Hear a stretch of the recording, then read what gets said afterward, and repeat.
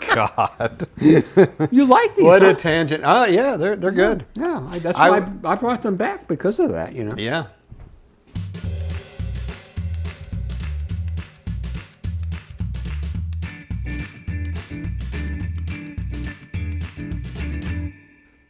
Welcome back to Drinking with Craig and Roger. I'm Craig. I'm Roger.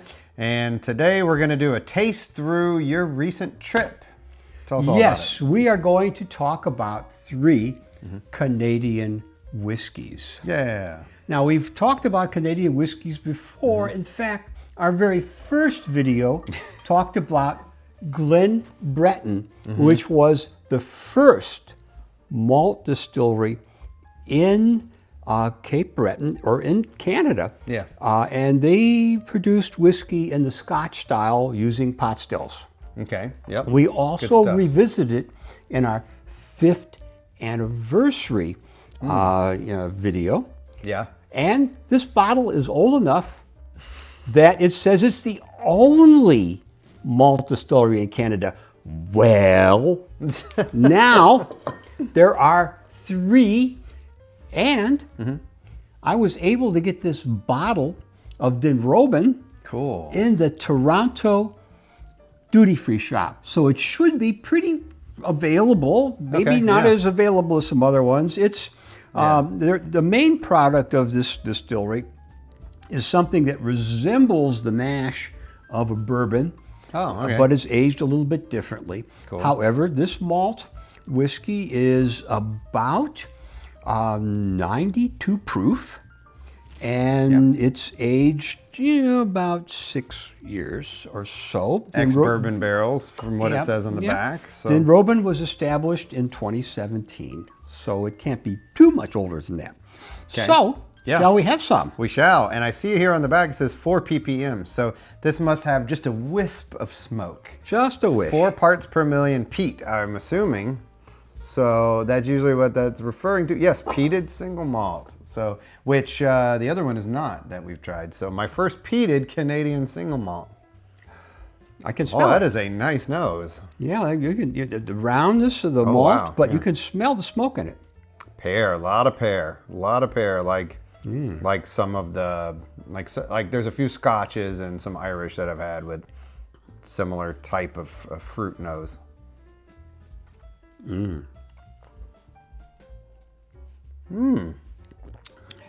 Well, that's a good one.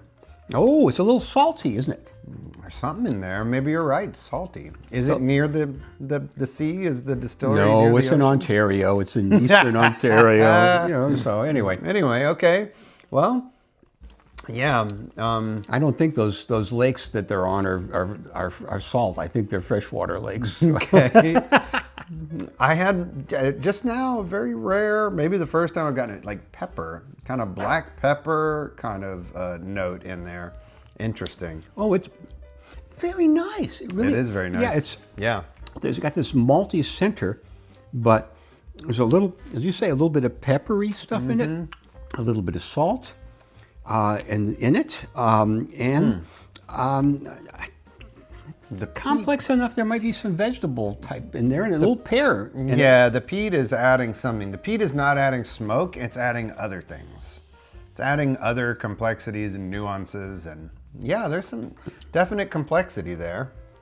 Anyway, the thing I find most interesting about it is that it's got a slightly salty taste to it in the top part of the body and in the finish. And even Isla whiskeys, even though they're on the ocean, they don't seem to have salt. They seem to have smoke from the peat that was burned. Yes. And they seem to have iodine. Iodine, right? Iodine, yeah, that's but not in here. No, this is salt. Anyway. It's interesting, and if the peat is Canadian peat, if it's local, I was watching a thing about peat is not peat. Peat is different everywhere. And you can take samples and they're going to be different colors everywhere with different properties. So if they're using Canadian peat, I could see it adding quite a different profile to it than, Scotch with peat or Irish with peat. Yeah, you can sort of identify where it comes from because if it has materials that are right there, it becomes the actual terroir of the whiskey is, or whatever it is known. Yeah. All right. So there we are. Anyway, well, point is, yeah, this is a nice one. I like it, and it's unique. So, Well, I say you don't get that when the malt is, or the corn is grown 1,000 miles away from where it's turned into whiskey. You know, Right. it's Yes. and the products come from all over the place on a big scale. You don't get that. Oh, yeah. And I noticed something else interesting here. Little curio. We don't have time to research it now, but this is the Stockhausen method. Dr. Dolph Stockhausen. Maybe we'll look that up and see what that means, but I assume that was used in the making of this bottle. So, interesting. The Stockhausen method. The next one is a beer brandy from Steinhart Distillery, which is in Antigonish, Nova Scotia, just across the causeway from Cape Breton. Okay, and by the way, beer brandy is a very confusing label. Wait, hold on a second. No. So you're telling me they distilled beer? Yes. What's the difference between that and whiskey? That's what whiskey is. Well, okay, they probably could have called this beer whiskey, but if you distill beer, you're going to get hops, which is not in Okay. Okay. traditional malt beverages and whatever else they put in. The beer comes from Big Spruce, which is in Cape Breton. Okay, so if it's literally like a beer that you would drink as a beer, because I've heard Absolutely. distiller's beer, you wouldn't really want to drink. They take grains, they put it in there, and the yeast and all that, and make a beer for all intents and purposes, but it's not the kind that you would want to drink by itself, right? Specifically made to become distillate. Well, Right. that's, So if this is one with hops and everything else, then that's a different deal. Well, Steinhart is not really known for this. They do a lot of flavored things, Okay. which don't require a lot of aging, Right. like this coffee vanilla vodka. That sounds really good. It is. Here's a Oh. blueberry Gin. gin. Yeah, blueberry gin. A maple vodka. Now that sounds really good too. So they have a lot of these things. Yeah. But we're focusing in on the only thing that they classified as As like a spirit, as a another brandy. kind of a brandy, yeah. Okay. Yeah, okay. So here we are. There we are. Wow. Well, yes, it sure does not smell like whiskey. It smells like a brandy of some kind. Whoa, what an interesting top part of the nose. I don't even know how to describe what's hitting me. It's very fruity. Well, I think of some I kind. think there's a malt, a basic malt, Some nebulous, undefined fruit. but the top part that's probably hops in the very top part Could of the be. smell. It has something piney. Yeah. Let's go Let's send this try. down the hatch. Oh, that is tequila. It does taste like tequila. It tastes like tequila. Oh my goodness! But a nice tequila. it finishes with like a chocolatey sort of whiskey-ish type thing. Straight tequila at the top. I wonder if that's the hops. Or it says aged 3 years in American oak. Okay, so I was like, tequila barrels? Like, wow. Oh, it's a very warm taste, but not hot and not. It doesn't taste young. It's weird. It's so weird. Almost smells like a gin now to me. And now it tastes like very young whiskey. New make. Wow. So the first sip tasted like tequila, and after that, when the palate's acclimated, then it had that young or almost new make whiskey type note. Then it has a peppery tequila-like finish with And some it's got other salt in it. Are you tasting salt again? Yes. Now, in this case, it's not that far from an inland salt water lake. Okay. Potentially Potentially some kind of Oh, wow, this is a weird one. This is very unusual. But not unpleasant. Ooh. No, no, no. It's just very weird. It's palate confusion. Does your palate feel confused? No, but my tongue does. No. Now my mind feels Now you have confused. to remember, we visited this place and we had a very nice time with the attractive young woman that was manning it at the point. Okay.